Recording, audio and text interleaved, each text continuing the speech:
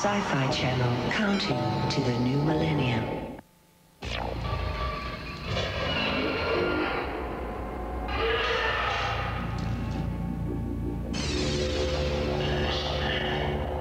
Downloading.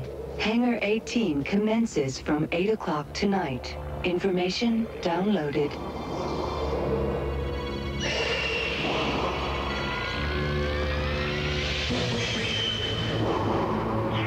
We are the Sci-Fi Channel.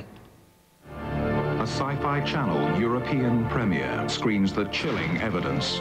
The Army Air Forces has announced that a flying disc has been found and is now in the possession of the Army. An unidentified craft crashes. That the craft and the bodies were brought to Hangar 84.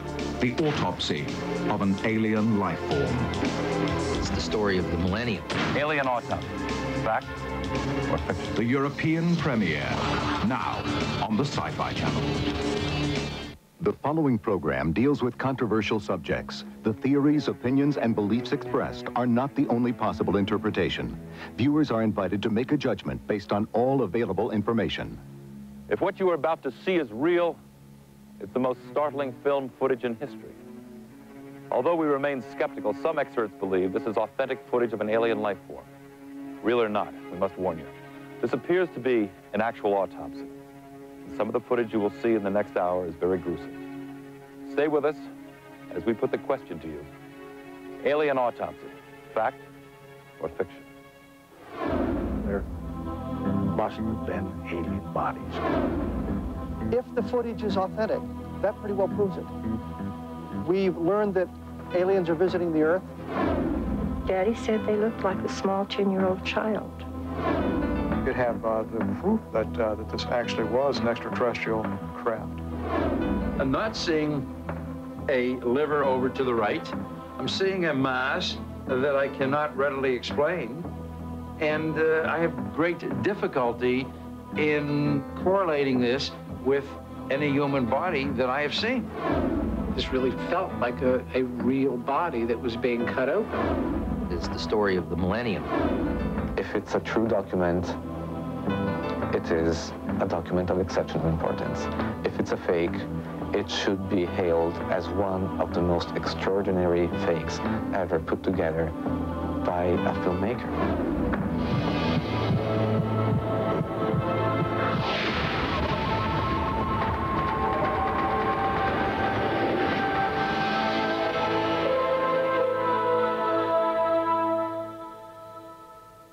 This is the Army airfield in Roswell, New Mexico. During World War II, this was the base of the elite 509th Bomb Group. The Enola Gay that dropped the atomic bomb on Japan originated from here. The men and women who lived and worked here were used to keeping secrets. But in the summer of 1947, something definitely crashed just outside of town. And 48 years later, it remains a mystery.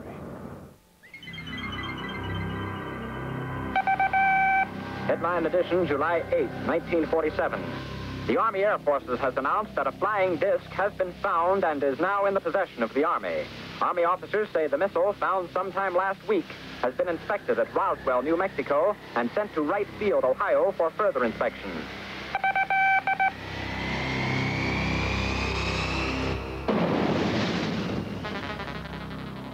I was called to headquarters, was given copies of a press release which stated in essence that we had in our possession a flying disc. I was told to hand deliver to the 4 news media we had in town at that time. We had 2 radio stations and 2 newspapers. Walter Haut was the public relations officer for the 509th Bomb Group. His press release quickly made the rounds to the radio networks and evening papers around the country, feeding the curiosity of a nation where hundreds of flying disc sightings had been reported in recent months. But it was over almost as soon as it began. Within 4 hours, General Ramey, commander of the 8th Air Force, had taken charge, issuing a new statement. It wasn't a flying disc at all. Everybody believed it, that it was a weather balloon. The way it was handled, it was a real slick way say, yes, we've got a flying saucer, and then have a general who is much more knowledgeable, naturally, say, no, that was new type of weather balloon. But the residents of Roswell knew it was something more than a weather balloon. My father was on the intelligence team at the Roswell Army Airfield, and it was his job to look at what they thought was a crashed aircraft or crashed something out there out of Roswell. When he came in, he was very excited. He woke my mother and myself up at must have been 1 or 2 o'clock in the morning, and he wanted us to see what he was bringing in from the field. He said, this is parts of a flying saucer, and it was all brought in and spread out on the kitchen floor, and we just looked at it. You know, I picked up this particular I-beam and held it up to my upper left to look at it with the kitchen light reflecting on the inner surface. And that's when I saw the writing or the symbols of some sort. I thought at first, this is hieroglyphics or some kind of writing like that. It certainly looked alien to me.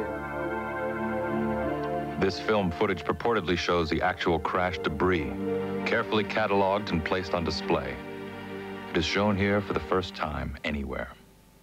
The debris in the film was somewhat different than the debris that I saw on the kitchen floor. Certainly the symbols on the so-called I-beam were much larger. The size of the beams are certainly different. The one I saw was probably greatest 3/8 of an inch in cross-sectional diameter, 12 to 18 inches long. The beam in the film certainly was much larger than this, several inches in cross-sectional diameter. If this is an authentic film, then it could have come from a different portion of the craft. Actually, the material that I saw almost resembled something that could have been blown out through the side of the craft, like there was an in-flight explosion just spreading debris or blowing debris out of the side of the craft. Even more intriguing than the I-beams with the cryptic symbols is the metal fixture, obviously designed for some being with 6 fingers on each hand.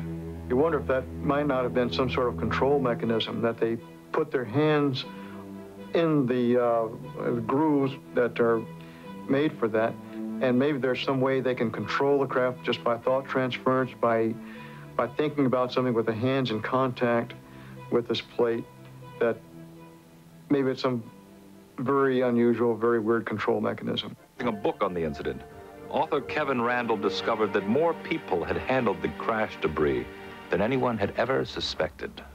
I think at last count, I had spoken to around 4 dozen people who handled various aspects of the debris.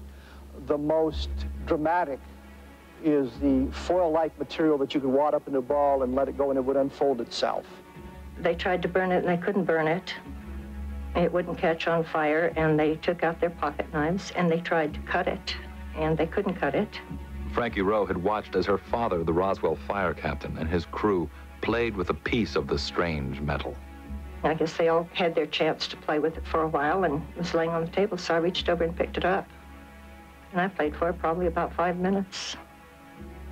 When you would wad it up in your hand, you couldn't feel it in your hand. You couldn't feel you had anything there. And it would go to a size that was so small that you'd have to look to see if it was still in your hand. And then when you drop it, it spread out all over the table. I sincerely believe we had the crash of something from outer space, because we still don't have materials that compare with the descriptions I've gotten of the material that was picked up out on the ranch and brought into town. If there was any doubt that a flying saucer had crashed, Frankie Rowe's father, one of the first at the crash site, had seen the most convincing proof of all. Living proof. Daddy came in so excited, and he said what they saw was not from this world. There were 2 bodies that were laying on the ground outside of this craft, and that there was one, what he called little person. And he said there's one little person that was walking around, and he said they were still alive. And he said that the other 2 were dead, and that this one that was alive was very sad. My dad would not have gotten excited over a weather balloon. He was not easily excitable. And this is the most thrilled I'd ever seen him in my life. He thought that was the most fantastic thing in the world. Through his numerous interviews with those connected to the Roswell incident, Kevin Randall has been able to put together a sequence of events from the time the spacecraft and bodies were recovered. The best evidence we have from a number of eyewitness sources is that the craft and the bodies were brought to Hangar 84 on the Roswell Army Airfield and stored overnight before transport. What we understand from the eyewitness testimony is the bodies were sealed in a large wooden crate kept at the center of the hangar. It's absolutely brilliant what they did. They announced they have a flying saucer, but they've already captured it. They've already got it. There's nothing to see, so nobody goes out looking for the thing. Then they shift everything to Fort Worth. The higher headquarters says, no, those guys made a mistake. It was just a weather balloon. The press can't find Jesse Marcel because he's in Fort Worth and he's been silenced. You know, when he came back from Carswell, after flying the debris, he did tell me not to talk about this, told my mother not to talk about this. This is a non-event. Play like it never happened. Don't even talk about this with your friends, which I didn't. And years later, he confided that he was actually part of the cover-up because he went along with the Air Force explanation, even though he knew full well that that was not true. There's corroborative testimony that suggests somebody was putting pressure on people to silence them, and they used what means were necessary to keep those people silent. With the military people, it was merely the threat of imprisonment and going to jail because they understood that. With some of the civilians, they were told that if you ever talk about it, you will be killed. In the case of Frankie Rowe, a military officer came to ask her about the strange piece of metal that she had handled. I said, yes, I did handle it. And he started emphasizing, no, you didn't. Well, my mother was pretty strict, and we didn't lie. So I'm insistent that, yes, I saw it, yes, I held it. And he got mad, and he got louder, and he had one of those, looks like a small baseball bat that hooks on the side of your belt, and he took that out, and he's holding it, and he starts beating his hand. Every time he said something, he would hit that on his hand, and he would say, I want you to understand, you were never there. You did not see anything. You did not hear a conversation. And he said, if you can't understand this, there are things that we can do. He said, we can take you out here in the middle of this desert. He said, this is a big desert here. He said, no one will ever find your bodies, ever. No one will ever know what happened to you. He said, the only way I'm going to let you stay around or live is if you promise you'll never talk about this the rest of your life.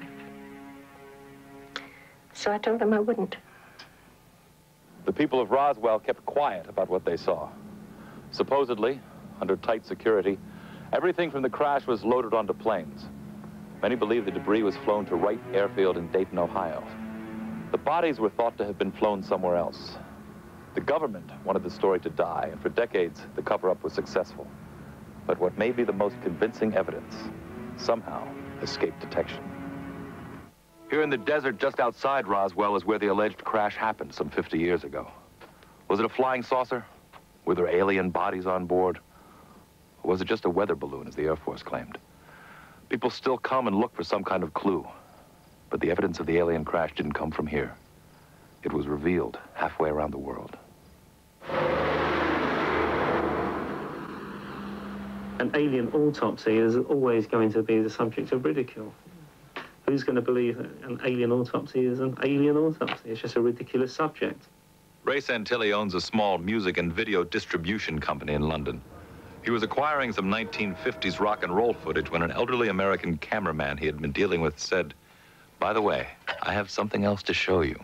And, you know, we looked at it, and it was just the most incredible piece of film. And obviously, my first impression is, this can't be real.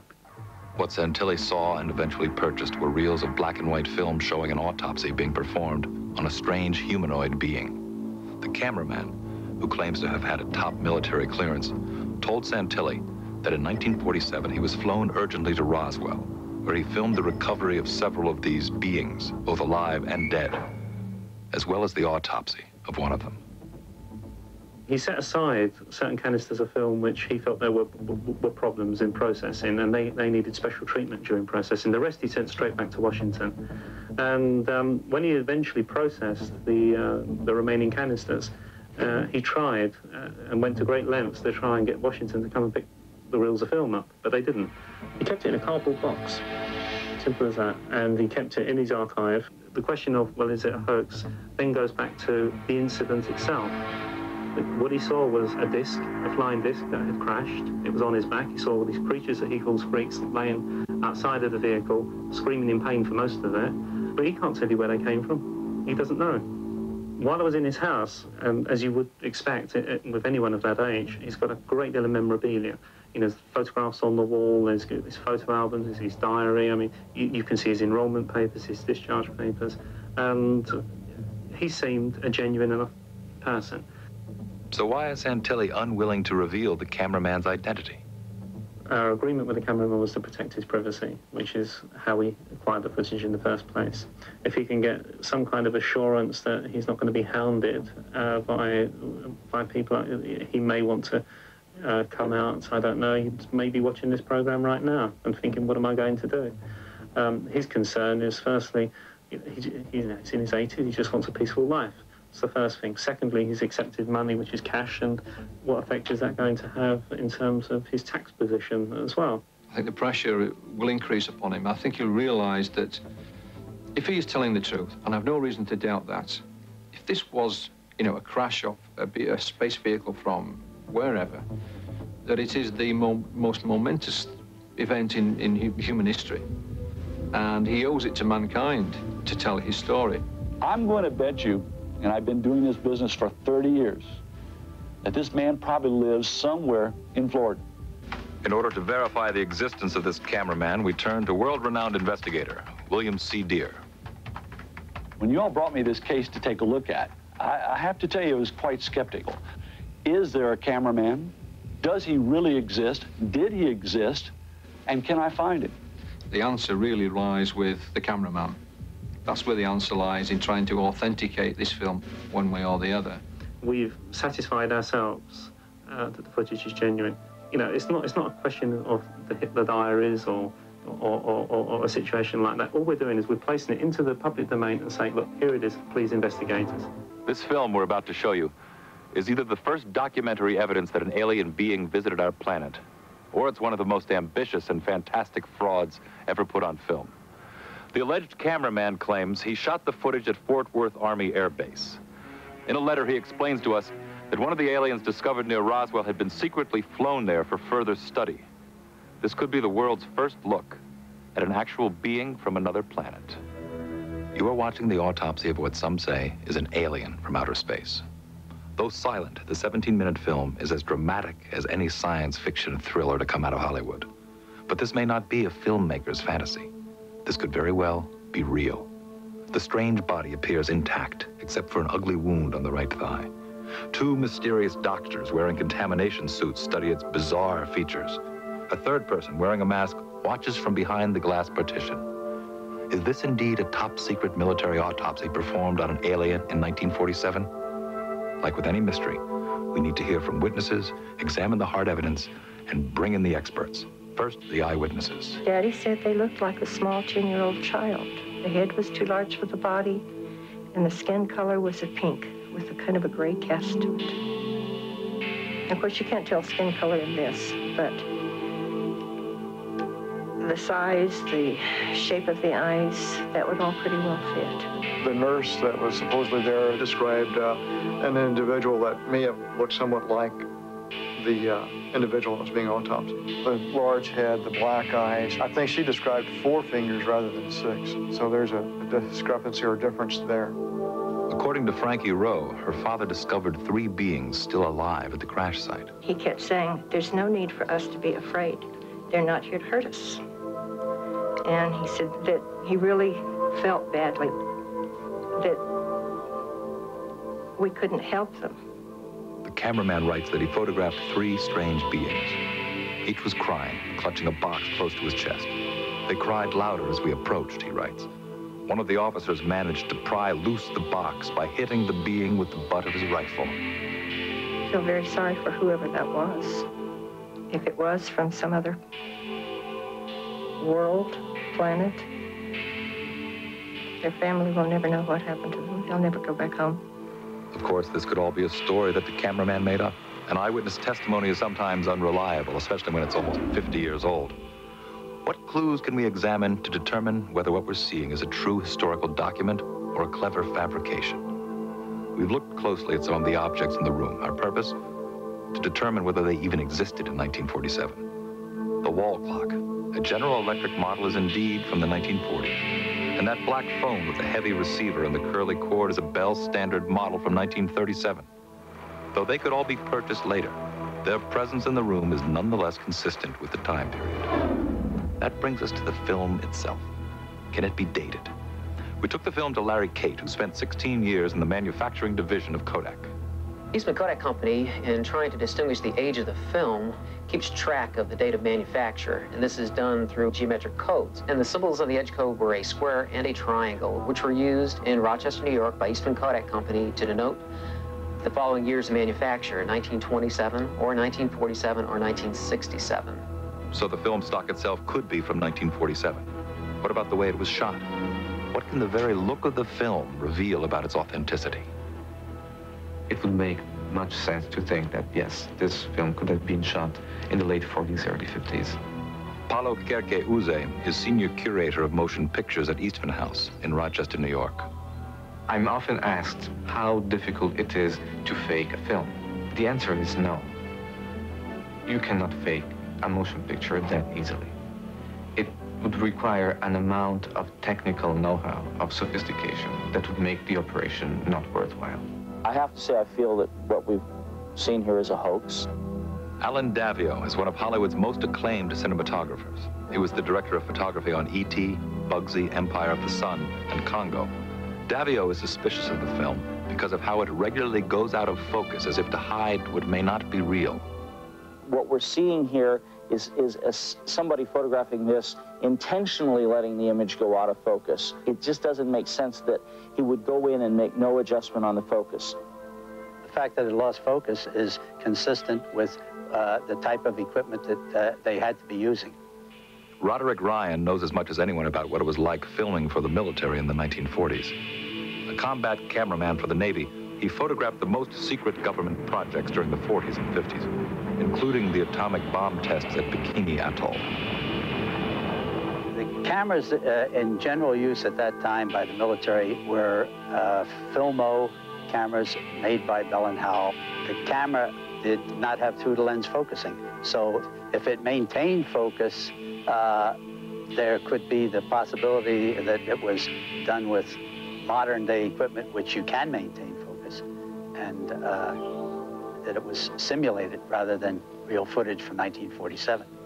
Davio was also suspicious of the film's authenticity because of the photographer's apparent inability to get the best shots. There's one case in particular where they're sawing the skull, where the person operating the camera continuously moves to a place repeatedly that he's not going to see anything, the doctor's back, and doesn't make the effort to go around the other side to look at the saw coming towards you and perhaps get a better view. He keeps moving to keep out of the way of the surgeons. If you look at the surgical crew, they're moving also, and he's just trying to be inobtrusive.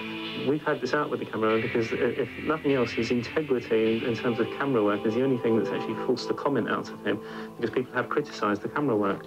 The cameraman was dressed in the same outfits as the surgeon, so he was restricted in his movement. And he said that the handheld camera was standard issue at that time.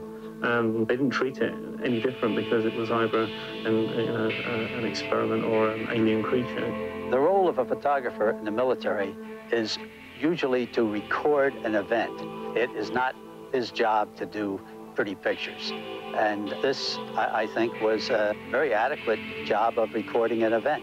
I will say that there's some terrific work done here, but I do not believe that this is a real event that I'm seeing. Every fake I've seen, the impression of fake comes up immediately. Let's put ourselves in the position of someone who decides to make a fake. Why in the world someone would invest such an amount of money, of effort, of mise-en-scène to put together a 23 minutes film of this kind? It defies reason. It doesn't make sense. Let's say the film is from 1947. Kodak says that's possible. and it looks like an Army photographer could have shot it. That doesn't mean this isn't a hoax. But how far would someone have to go to stage it? Camera tricks are one thing. But how do you fake the flesh and blood body of an alien? Especially one that's about to be cut open. Really an autopsy of an alien being? Or could it be something else? A dummy? A deformed human? An incredible hoax? To find out, we showed the film to two of the world's leading pathologists. And I have to issue a warning at this point. What you are about to see is extremely graphic. Chris Milroy is a senior lecturer in forensic pathology at the University of Sheffield in England. His expertise in determining the cause of death has made him a sought-after witness in murder cases around the world. Cyril Wecht is a past president of the American Academy of Forensic Sciences. He has performed or supervised close to 40,000 autopsies.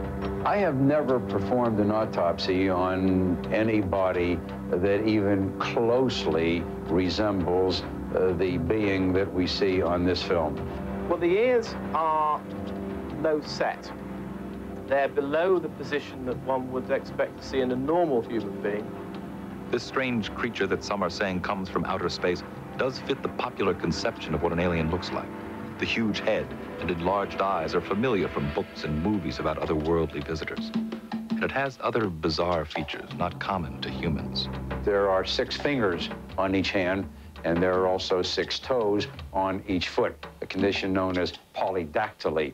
And that's seen in various kinds of chromosomal or genetic abnormalities and defects.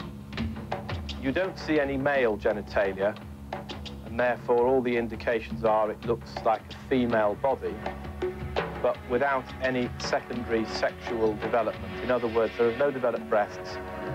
Wecht's initial reaction was that we were looking at a woman with Turner's syndrome, a chromosomal disorder that affects 1 in 5,000 female births.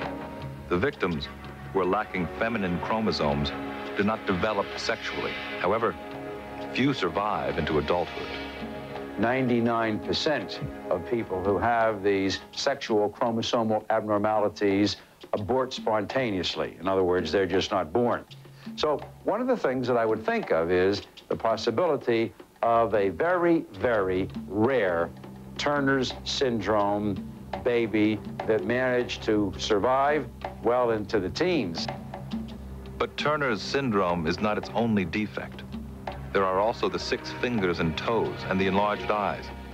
Can this extraordinary diversity of disorders ever appear in one human being? I wouldn't be surprised to find something with this pattern of abnormalities. I would think it would be very rare, but I wouldn't be surprised if someone said that this had been described somewhere in the medical literature. Not only is the body being examined a mystery, but so are the examiners hidden behind their contamination suits. As respected teachers, both Wecht and Milroy have trained hundreds of doctors. They know how a real autopsy is conducted versus what would give away an amateur or even an actor. They are either pathologists or they're surgeons who have done a fair number of autopsies. This supposedly was filmed in 1947, and while things haven't changed, we see some things that would have been expected at that time, such as the use of a handsaw in removing the skull cap. I should also like to point out that this kind of a rectangular-shaped, somewhat sunken tray was the kind that I recall being around many, many years ago. We don't see these things around very much today, if at all. Basic procedures that were being carried out are those that one would do in an autopsy.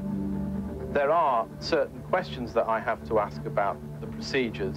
I mean, if this is purportedly an alien, I question whether you would just spend 2 hours on it. One would surely spend weeks, months, if not years, dissecting somebody who is, you know, a body of an alien.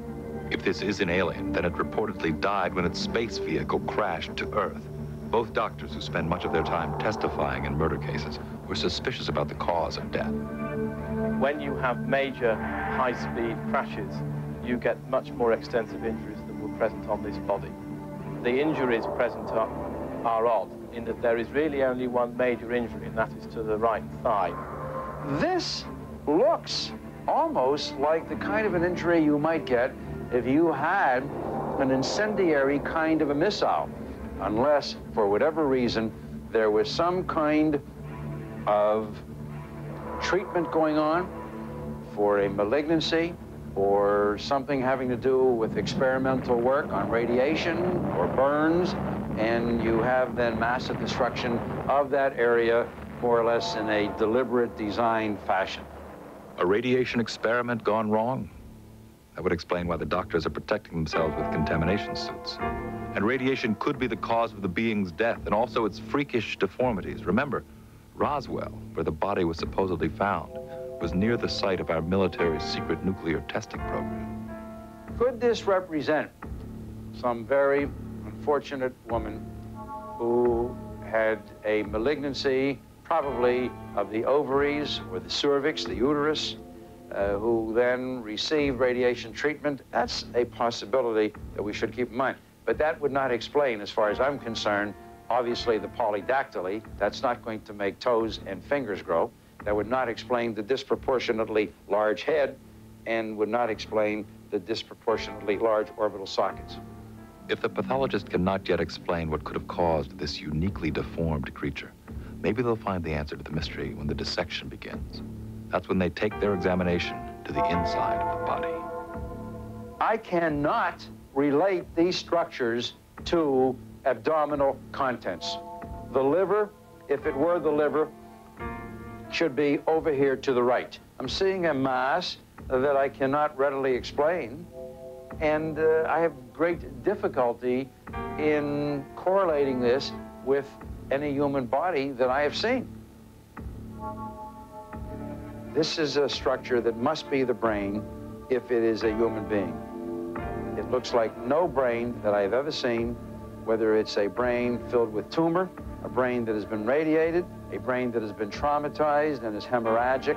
When it was outside of the body, what was shown in the tray did not, to me, look like a human brain. It just looked too discolored and misshapen. I would have to say, as difficult as it is for me to say it, as reluctant as I am to say it, that what I have seen here does not appear to be a human being. What is this? I would prefer to say, for the time being, that it is humanoid.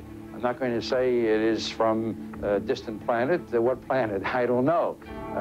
But I cannot say that it is a member of the human race, as you and I know the human race. Of course, another explanation is that this is not the body of a flesh and blood being at all, but rather a man-made creation designed to fool whoever sees it. How hard would it be to make a dummy that bleeds so convincingly? No one is better at tricking the public that monsters can be real than Stan Winston, whose company has created some of the most lifelike creatures to come out of Hollywood. He built the dinosaurs in Jurassic Park, and appropriately enough, the extraterrestrial predators of Aliens.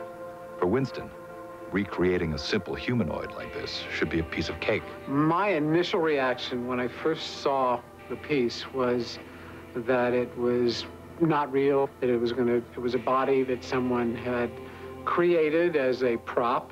And we started the autopsy and actually cutting this body open and knowing how difficult it is for us in the live effects world to actually simulate cutting skin. I started looking at it and saying to myself, if in fact this isn't real, I would be real proud of creating an image like that myself today. In fact, I want to talk it over with some guys here in the studio as to how we would do that.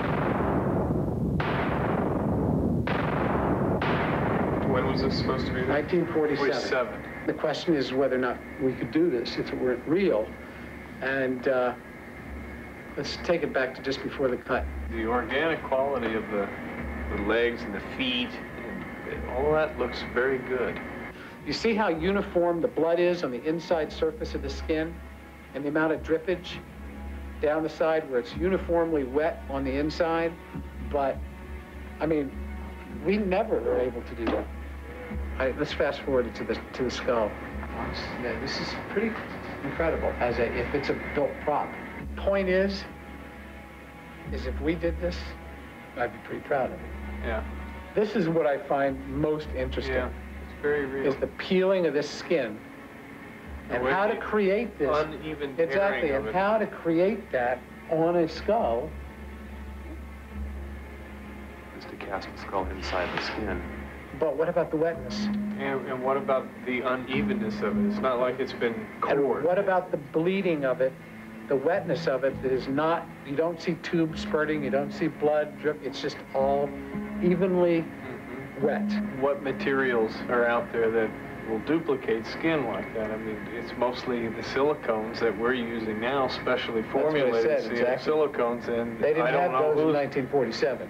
No, no, they didn't.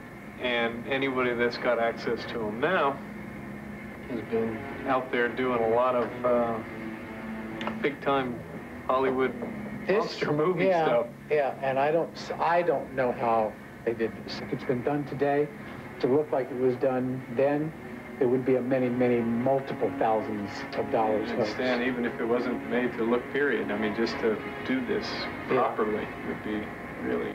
Be very expensive.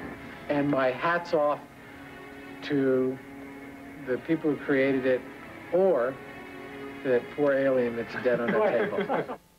Our search for the cameraman is continuing. Here's what we know so far. We have a white male. We know he's 82 or 83 years old currently. We know when he entered the service. We know that he was in the service for 10 years. With a detailed profile constructed, Bill Deere set his team of investigators in motion. That's going to be a really important thing for us to follow up on, because 1955 and the fact they're still in existence is going to give us some credibility as far as morgue files. It gives us something to look at. So let's pay particular attention to that. Joe has the photographic unit for the Army, Air Force. You've got it for the Marine Corps. And Michael, you can take Universal News. I called this morning on the history section of the military base. We could try Carswell. Carswell still has a good library. Now we're able to take all of that information. Oh, one thing's important. We know that he's a human being, and a human being makes mistakes. People like to brag. People like to talk. So that is part of the profile, too. We take all of that and place that into that can, unmarked can of food. And now I'm sitting on my desk, this can, with a silver lining. And the only thing that we're lacking now is a picture of our cameraman and his name. Within hours, Deere had a tip that another former military cameraman living in Florida may have some knowledge of the cameraman's identity. He immediately set out for the airport to catch a plane to Florida to meet with the tipster. The man, who was reluctant to be identified on television, agreed to meet Deere in a public place. Like our mystery cameraman, this tipster also had top secret military clearance and was present at many of the same secret events. Oh, well, we're sitting at a bar, and this guy I knew a little bit, not real well. And I'm not going to say what town it was in, but we got to talking. And he said, well, I was at Roswell where they say the aliens crashed. And boom, that was it. He didn't say no more. You know, like he woke up and like, uh-oh, I'm shooting my mouth off. And bear in mind, there's a lot more excitement on something like that probably than preparing for the bomb. Here you got dead aliens down there and you're shocked. Everybody probably was. If he shot his mouth off, there's people, the government's knowing about it now. They've got to know about it. And maybe he's been warned already. Maybe you won't see him again no more. If he's talked, there's somebody out there that remembers it. And somebody is going to come forward with that information. It's going to be a great story if all of a sudden somebody picks up the phone and calls me and says, Mr. Deere, I saw the story. I know who you're talking about, and this is who he is. Questions. Is the body we've seen really a victim of a fatal accident that happened almost 50 years ago? Did a UFO crash and burn in the New Mexico desert? Could aliens have been curious about our newly developed nuclear technology?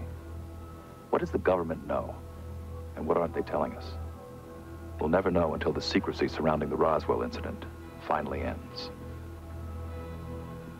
I'm positive that there's information being withheld from the public domain concerning the Roswell event. I'm hoping that they will someday release the information. Tell us what actually happened. The witnesses to this still puzzling event kept to their promises and remained silent for decades. Many lived in fear of the very government to which they now turn for answers. Stephen Schiff, congressman from New Mexico, has taken up their cause. His mission, to persuade the military, FBI, and other agencies to finally come clean. When I sent the first request to the Secretary of Defense for a response about the Roswell incident in view of the fact that there were these accusations, essentially of a government cover-up, the response I got was a very terse letter that said in about a sentence or two from the Air Force, we referred your letter to the National Archives. And that's all it said. The National Archives then said, we don't have any information about the Roswell incident, which I was convinced the Defense Department had to know before they were sending me there. So in other words, I thought I was getting the runaround. To force the Defense Department's hand, Schiff called on the General Accounting Office, which is the investigating arm of Congress.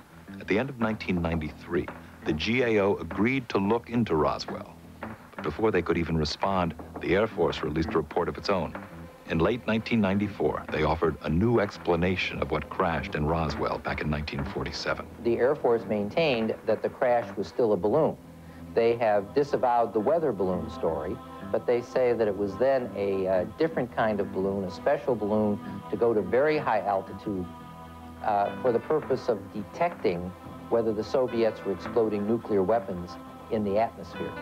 I don't know that the Air Force has ever explained what took them so long to say this is the explanation, if this is the explanation. On July 28, 1995, the GAO issued its report on Roswell. It had requested classified and unclassified records from the Department of Defense, the FBI, the CIA, the Department of Energy, and the White House Office of Science and Technology. With the exception of an FBI teletype and a Roswell Airfield newsletter, both of which referred to the account of a weather balloon, none of these agencies claimed to have any information on Roswell. Schiff had asked the GAO to track down all outgoing messages from the Roswell Army Airfield to military higher-ups in the summer of 1947. The GAO's findings?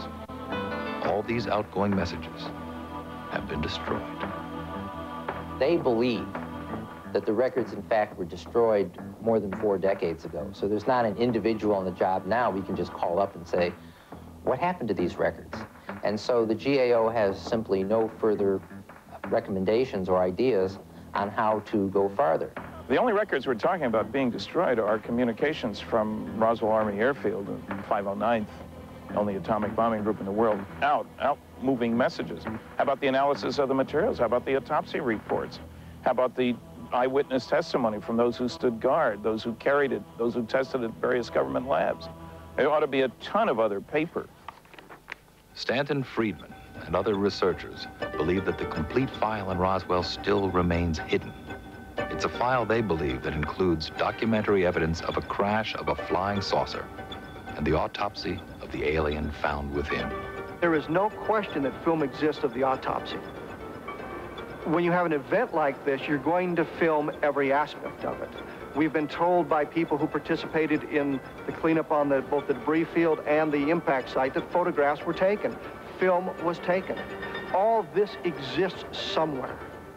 Is this film part of that evidence? Or is it simply a hoax not even connected to Roswell, but that some are hoping is real in their eagerness to find answers to this 50-year-old mystery? I see nothing in this picture which leads me to believe we're dealing with aliens as opposed to Earthlings with peculiar characteristics. The wreckage doesn't look like anything I've seen from descriptions of wreckage by witnesses I trust. I can find nothing to link it. It doesn't seem to me that somebody has put together a gigantic spoof here. If they have, boy, they're wasting their time in engaging in some small ripoff like this. They should be in Hollywood making some fantastic films with Steven Spielberg or something. Nothing about this thing feels phony. If you came to me and said that you created this illusion, you'd be working here like that. My guess is that this was done by somebody strictly for money. I think eventually it will be shown to be a hoax, but by that time, Santilli will have collected his royalties from the different television companies throughout the world, and he will have made the majority of his sales of videos. If it's a true document, it is a document of exceptional importance. If it's a fake, it should be hailed as one of the most extraordinary fakes ever put together by a filmmaker. Was this a real encounter with another civilization? A bizarre human experiment gone wrong? or an elaborately staged production? We don't claim to have the answer. But by consulting with film experts, eyewitnesses, pathologists, and some of Hollywood's top movie makers, we've given you an opportunity to hear from all sides. Is this alien autopsy really fact or fiction? Until we know more, you'll have to decide.